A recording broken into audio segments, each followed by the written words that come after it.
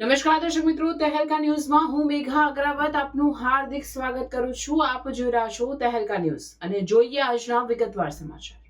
ભરૂચમાં પણ જાગૃત નાગરિક દ્વારા અંકલેશ્વર નગરપાલિકાના પ્રમુખનો ઓડિયો અમદાવાદ એસીબીમાં મોકલી સાચી દિશામાં તપાસ કરી કાર્યવાહી કરવા માંગ કરાઈ.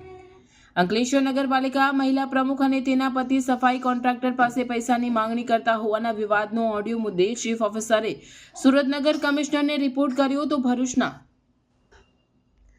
જાગૃત નાગરિકે ઓડિયોની પુષ્ટિ કરી કાયદેસરની કાર્યવાહી કરવાની માંગ સાથે એસીબીને ફરિયાદ કરાઈ છે. અંકલેશ્વર નગરપાલિકા પ્રમુખ લલિતાબેન રાજપુરોહિત તથા તેમની જ કેબિનમાં બેસેલા તેમના પતિએ સફાઈ કોન્ટ્રાક્ટર પાસે રૂપિયાની માંગણી કરી હોવાના કથિત ઓડિયો મુદ્દે આંદોલન બાદ અંકલેશ્વર નગરપાલિકાના ચીફ ઓફિસર કેશવ કુલડિયાએ પ્રમુખના વાયરલ ઓડિયો પેન ડ્રાઈવ સાથે વડી કચેરી એટલે નગર કમિશનરમાં રિપોર્ટ કરતા ઉપલી કચેરીમાંથી કાર્યવાહી શરૂ થઈ હોવાના અહેવાલો મળી રહ્યા છે.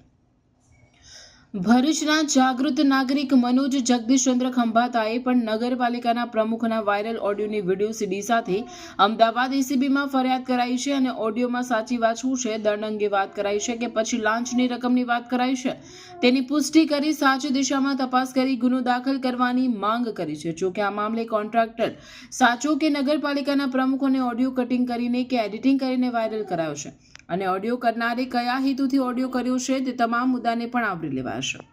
રિપોર્ટર રવિ સૈયદ, અંકલેશ્વર.